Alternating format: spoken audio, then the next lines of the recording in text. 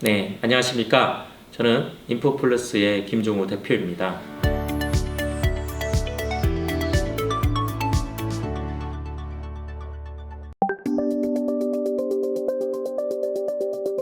인포플러스는 베트남 그리고 동남아 중심으로 이제 핀테크 기업이고요. 실제 금융 IT 전문 기업입니다.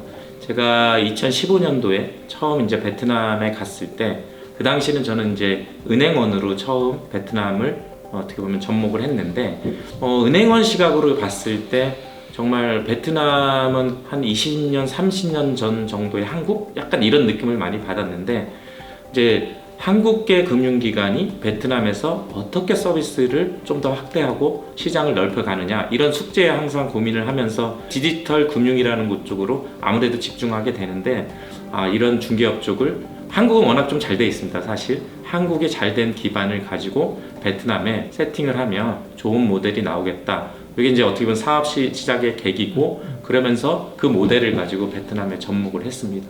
한마디로 굳이 은행에 오지 않아도 금융거래를 뭐 다른 앱이나 아니면 뭐 외부에서 처리할 수 있게끔 데이터를 다 중개하는 그 역할이 저희 사업의 메인 모델입니다.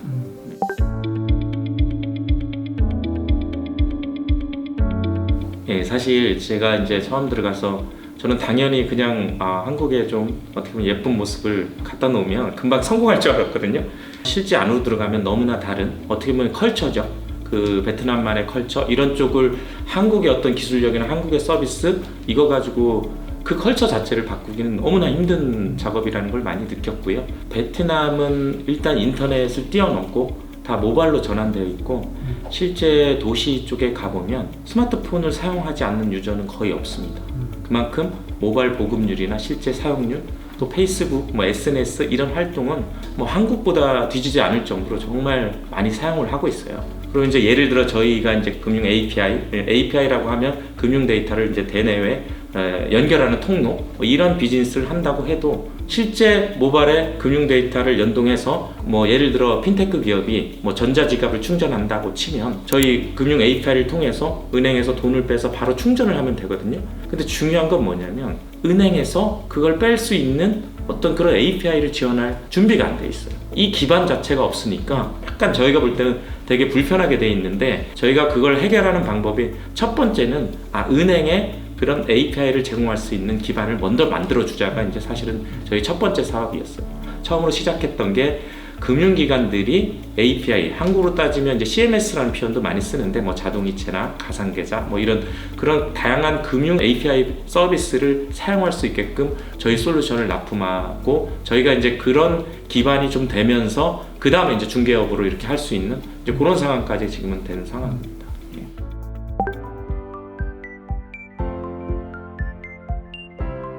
베트남 경험은 처음이었기 때문에 한국계 금융기관을 파일럿으로 먼저 했고요. 근데 한국계 금융기관이 한국에서는 엄청 큰 은행이지만 베트남에 가면 시장 점유율 0.01% 이렇게밖에 안 되거든요. 근데 그렇게 작은 은행도 어떤 금융 API 기반의 CMS 이런 서비스를 제공하니까 거래량이 엄청 느는 거예요. 실제. 특히 코로나가 많은 역할을 했죠. 약간 예를 들자면 베트남에 이제 파이낸스 업체들이 동남아에 하여튼 많이 발달이 돼 있거든요. 근데 이제 저희가 갔을 때 어떻게 실제 이제 대출을 지급하고 원리금을 수납하나 봤더니 대출을 승인을 해주면 이동통신사 대리점 같은 데 가서 그 대출금을 현금으로 받는 거예요. 그 이제 매달 거기 가서 이제 대리점 가가지고 현금으로 원금과 이자를 납부하는 겁니다. 그런 이제 현금으로 수납하다 보니까 현금 분실, 또 수납의 관리 이런 여러 문제들이 있는데 그걸 너무나 당연한 비즈니스로 쓰고 있더라는 거죠. 근데 그게 코로나 때문에 오프라인이 안 열기 때문에 현금에 이슈가 생긴 거예요. 그래서 저희가 이제 베트남의 금융기관에 그걸 했어요.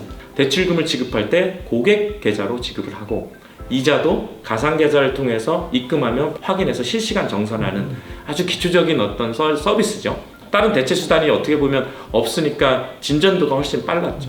로컬까지 가면 이거는 너무나 좋은 비즈니스겠다 해서 저희가 이제 실제 로컬을 시작한 건 작년 말부터예요. 그래서 올해 이제 좀 본격적으로 로컬 지금 2군데 정도 이제 서비스 하면서 확대를 해 나가고 있고요.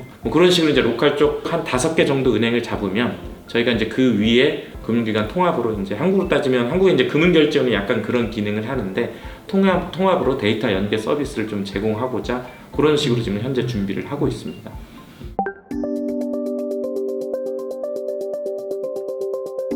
처음에 저희가 이은행한테 접근을 했었어요. 한국계 모델을 가지고 너무 반응이 좋은 거예요. 저희는 이렇게 이 정도 수준이면 뭐 다음 주 정도면 계약하겠지 했는데 리스폰스가 점점 늦어져요.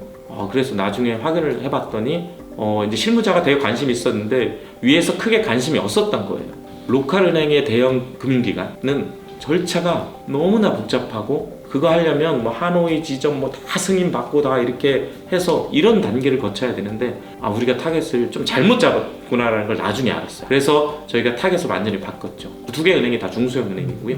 그나마 되게 재밌는 거는 한국은 은행을 하면 뭐 증권사도 못 가지고 보험도 잘 못 가지고 이렇잖아요. 근데 베트남은 은행을 하는 데에서 증권사도 가지고 있고요. 보험사도 가지고 있고 부동산도 가지고 있어요. 근데 저희 CMS가 사실 금융 데이터 연결이지만 은행 데이터와 증권사 연결, 보험사 연결, 아니면 이제 부동산 데이터 처리하는 거 이게 사실 어떻게 보면 데이터 흐름에 되게 중요한 파일럿 사례거든요. 그래서 저희가 로컬 은행을 하면서 자연스럽게 좋은 비즈니스 모델이 같이 붙는 거예요. 한 예로 이런 거예요. 베트남은 보험료를 1년에 한 번 받아요.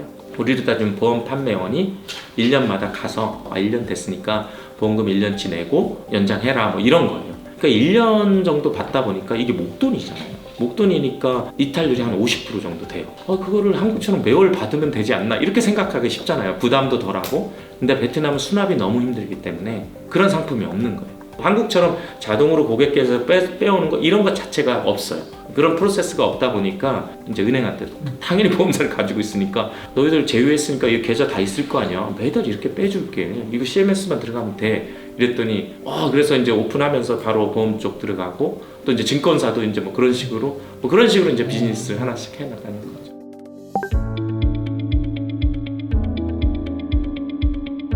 베트남에는 웬만한 한국 기업, 한국 금융기관, 건설사 웬만한 데 다 나와 있고요. 많은 기업들이 어느 정도 안정권 또 성장도 하고 뭐 또 지금도 공격적인 투자를 하고 있고 그런 시장으로 보입니다. 베트남이 일단 기본적으로 1억 정도의 인구를 가지고 있고 저희가 일반적으로 표현할 때 1억 정도 되면 내수로서 웬만한 비즈니스를 커버할 수 있는 어떤 시장이라고 하는데 또 국민성도 그렇고 전반적인 문화, 한국과 비슷한 부분도 되게 많아요. 특히 개발자의 어떤 수준이 상당히 높습니다. 한국은 개발자가 뭐 분석 설계도 하고 개발도 하고 테스트하고 약간 전지전능의 개념에 제가 볼 땐 베트남은 그렇지 않고 역할이 나눠져 있어요. 분석 설계하는 사람은 BA라고 해서 딱 그 역할만 하고 개발자는 개발만 하고 테스터는 뭐 테스터만 하고 오히려 최신 트렌드 이런 쪽은 훨씬 더 강해요. 그 정도로 어떤 기본적인 센스나 이런 거는 제가 볼 때는 한국에 전혀 뒤지지 않는다. 대신 요새 워낙 한국 기업도 많이 진출하고 베트남에도 디지털 산업이 워낙 활성화되면서 약간 거기도 이제 개발자 풍기 현상이에요. 그리고 기본적으로 개발자의 연봉 수준이 일반 사람보다 2~3배 정도 높아요. 한국보다는 많이 낮지만 베트남에서는 많이 높은 거죠. 그래도 IT 전문 회사이기 때문에 제일 우대해주고 있고 뭐 그런 식으로 하면서 이제 인력을 잡고 서비스를 확대해 나가고 그렇게 하는 거죠.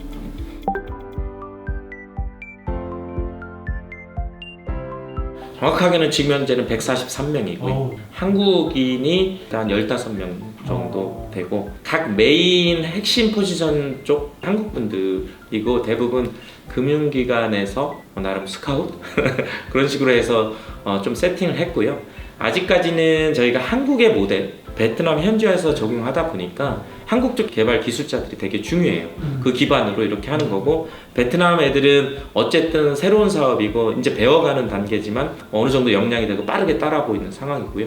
아마 1~2년 지나면 약간 그 틀도 이제 베트남 스텝 중심으로 모든 게 좀 바뀔 것 같긴 하고요.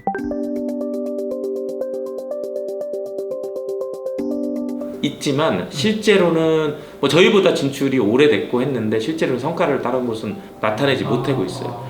저희는 그나마 다행이라고 생각하는 게 저희는 은행원 출신입니다. 그래서 이 근간의 비즈니스 시작이 은행부터 돼야 되거든요. 근데 대부분 한국계 IT 기업은 그 은행 쪽을 접근하기가 조금 힘들어요. 접근도 중요한데 그 안에 세부 내용까지 알아야 되거든요. 좀 오랫동안 경험이 쌓여야 되는데 그러려면 어쨌든 그냥 쉽진 않죠. 사실 그분들이 경쟁 상대라고 생각진 않아요. 왜 그러냐면 저희는 그 밑 기반을 하고 있고 물론 그 위 중개업도 하겠지만 이제 저희가 요걸 하면 그런 분들이 더 많이 생겼으면 좋겠어요. 그러면 훨씬 더 활성화될 거거든요. 내년에 이제 여러 가지 이제 저희가 핵심으로 생각하는 부분이 있는데 그런 중개 사업자들 같이 연계해서 하는 거 이런 것도 되게 중요한 사업이라고 생각합니다.